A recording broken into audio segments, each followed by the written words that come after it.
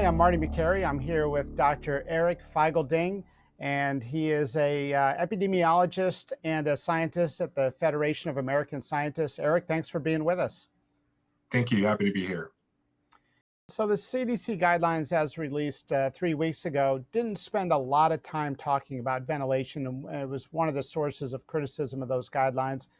You've outlined a very good plan for good ventilation in schools, but there were a lot of other infrastructure requirements that it set up in order for schools to open up in person. And given those requirements for testing and other things, about 4% of US schools could really open up at a very high capacity in person right now. How do you feel about that versus the harm that kids experience from schools being closed? A study came out showing a 300% increase in self-harm claims in insurance database claims from Fair Health. The downside of schools being closed has been something we haven't talked a lot about. You have a nutrition background. You're a nutrition expert. The hunger crisis is something you're close to. How do you feel about kids being back in person right now? Right. This is a very good question. And obviously there is balance. I'm a father, I have a 7-year-old kid, and these are really, really tough issues. I would say, first of all, I am an epidemiologist as well as a nutrition scientist. I have a doctorate in both. But I think, first of all, there is still debate about this self-harm of, I think, first of all, suicides, there's another study that shows suicides did not increase during lockdowns. But regardless of these, I agree. Children should not be at home and be foregoing education for that long. And this is one of those really incredible, frustrating things in bioethics. The bioethics says, do no harm or do net less harm, right? And how do you define the net less harm? The pandemic is raging. We know the pandemic has cataclysmic effects on global economy and global health. And so at the same time, we know children transmit. Children, even according to the UK SAGE government advisory panel, says children are some of the leading infectors. They're top transmitters. They are the first to bring it to a household. And we know the more children in a household, the greater the risk of COVID, according to the Danish CDC, or 3 million people. So we can't ignore one side versus the other. But at the same time, ending the pandemic right now, I would say, is the most urgent thing. And I cannot emphasize that enough, because I do not want us to send our kids back, have outbreaks, and they're going to be outbreaks, because most schools are not safe yet.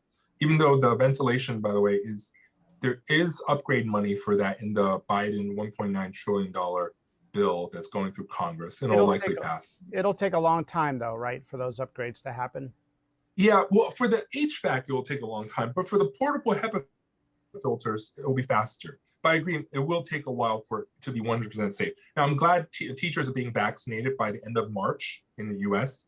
That is incredible news, and I hope every teacher takes the opportunity to get vaccinated. But, kids' vaccines are still way off on the horizon. I would say, like later this summer at the earliest, although there are some Chinese groups that are finishing pediatric trials very soon. But it's not going to be arriving for kids until next fall, reopening. I think stopping the pandemic, waiting, allowing it to spread is, previously we could afford to send kids to school when we could keep it under control and afford a little bit of transmission, right? If, for example, if you had the R low enough from other mitigation, but you kept schools open, that allowed a little bit of transmission, you could afford and still keep the net R below 1. But I'm not sure that's possible soon, because B.1.1.7 is surging. It is 35% of it's about 20 to 25% of the US, but it's 36% in Florida right now, and it's more transmissible. And what used to work in containing the virus won't work for B.1.17.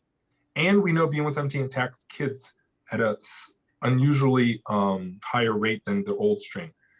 This is going to be a problem. And we're going to have these yo-yoing. And I think this purgatory yo-yoing is actually going to cause more harm long term, more chaos for our economy. And right now, we can still slow it down when the B.1.17 hasn't dominated the country yet. But once we lose this window and B.1.17 becomes a dominant strain, then what we do now to mitigate won't even work.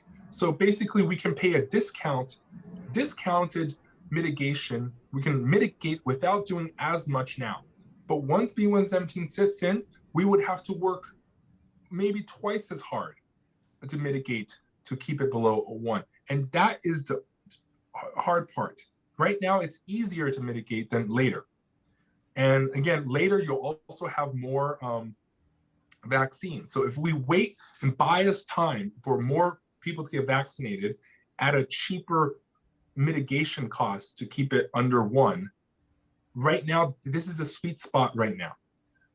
But once we let it out of control and B.1.17 dominates, we're going to lose this unique opportunity. And that is what I'm very worried about. You describe the B.1.1.7 dominating as if it's inevitable. If it dominates a very small number of infections, is that a problem? And is the UK in a good spot where the B.1.1.7 strain is dominant already, but they're at numbers 85% off their peaks?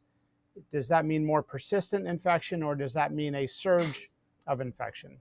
Well, right now, UK is in a very tight lockdown. UK has been in lockdown for quite a while, except for 25% of primary school kids of essential workers who still go to school. And you can see that because of that, the children's cases are rising.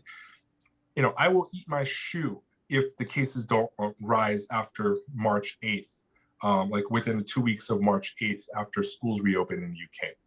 It is inevitable. Like those, there's a lot of sweet little lies that we tell ourselves it will be okay. It is not okay. They don't even have mask rules. We're not even talking about ventilation.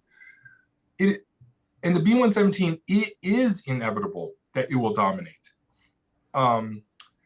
German models say it, Danish models say it, UK models initially said it, and then people didn't believe it. Well, now it's 95 to 99% of all UK viruses are B.1.17.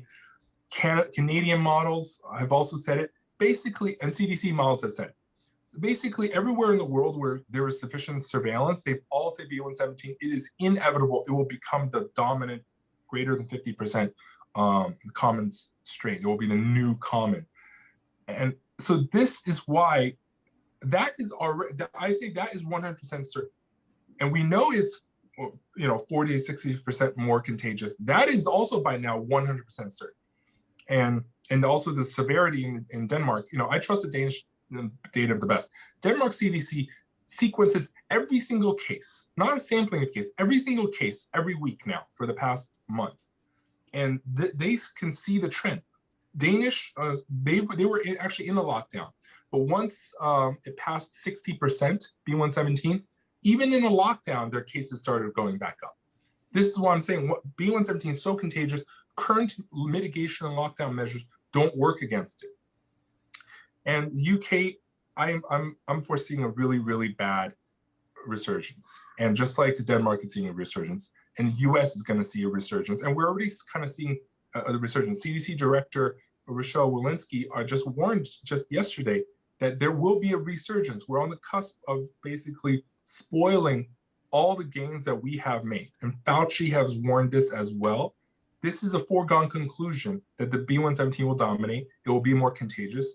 And if we let it, especially in the laissez-faire, let's reopen businesses that Mississippi and Texas are doing, it is going to be a disaster. And this is why I'm very worried also for Florida, where I think this week Miami-Dade County is also seeing a resurgence as well.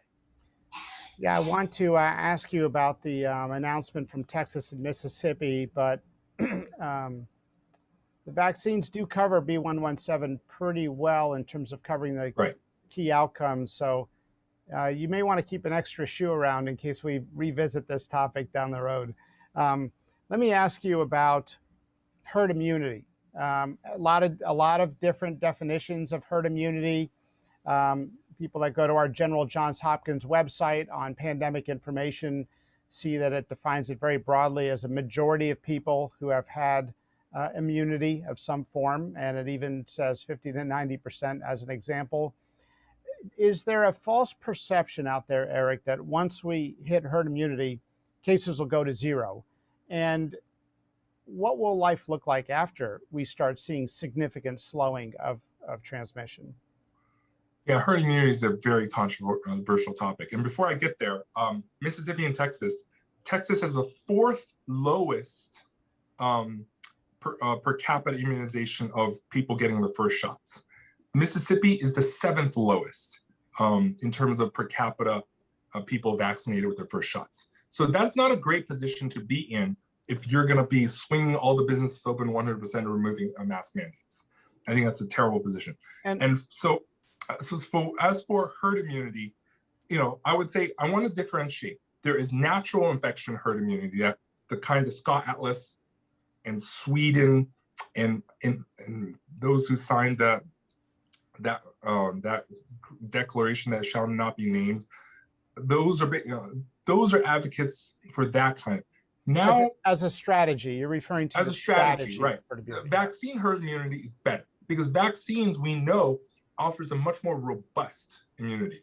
Like, for example, we see huge reinfections in the Novavax trial in the placebo group, right? Basically, there was almost no protection from previous seropositivity against reinfection. But Novavax trial among HIV negative people in South Africa, where the South Africa strain was dominant, it was still 60% efficacious, 60%. That's still quite good. That's overall, and not even for severe. So clearly, there's a difference between vaccine-based immunity and the natural infection immunity. Vaccines much, much stronger, and we see that in so many other examples. Johnson & Johnson was also in South Africa. So I think it won't be a magic bullet. And again, the more contagious something is, the higher the herd immunity. With B.1.1.7, it's not 75% anymore. It's more like 85%. And hopefully, knock on wood, no reinfection risk. But it won't go away. But if we have to get to 85%, and potentially 95% for P1, if it's really that contagious, that is going to be a tall order, because we know vaccine hesitancy in the United States is about 30% of people who are probably not going to take it and very not likely not take it. 30% of adults. And in addition, we have about 20% kids who have the vaccine's not even here yet. So we know that we're going to, around 70%, assuming all kids take it, we're going to hit a wall in terms of people being immunized. And 70% is not enough to stop a more contagious B.1.17 or the P1 strain. So I'm worried about reaching that final mile of reaching 85, reaching 90%. That is my biggest worry right now. And I think people have to realize there's a new norm potentially, because without mitigation outside of vaccines and mitigation can add together to get us to a level of slowing the transmission.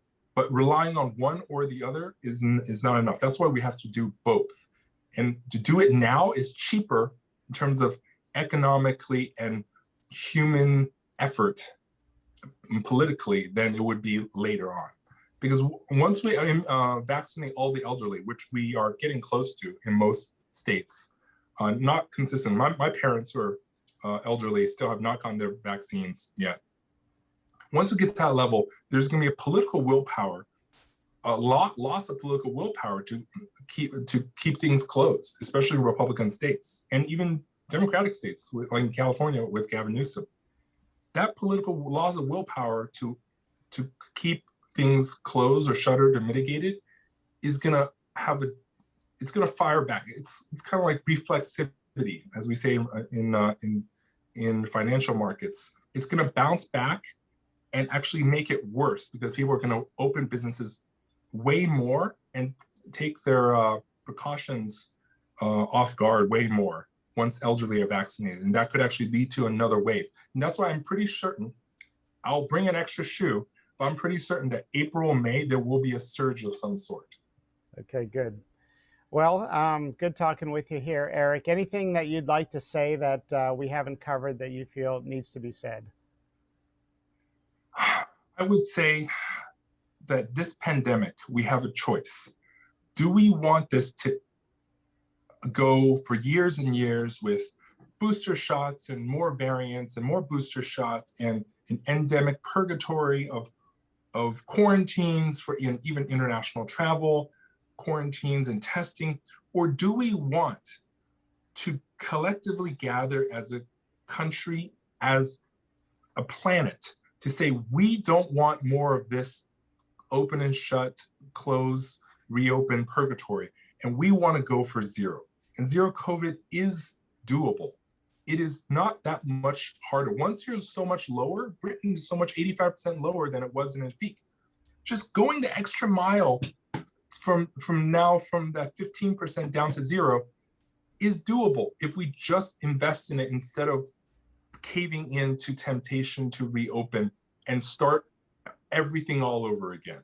And I feel like our human capacity to go that final mile is the ultimate test here of our generation and our political leadership. So I hope we can end this, and I hope we don't have to go into more of this cyclic open and close or booster shots and these other surveillance. I want to end this so we can get our lives to a new normal again. Well, I think we can all agree that we want to get back to a new normal again soon. Dr. Eric Feigl-Ding, great to be with you. Awesome to hear your perspective. Keep up the good work with everything that you're doing. You've had a distinguished career, a long run at Harvard, at the Federation of American Scientists now, speaking up on this issue. It's great to have you with MedPage Today. Thank you so much.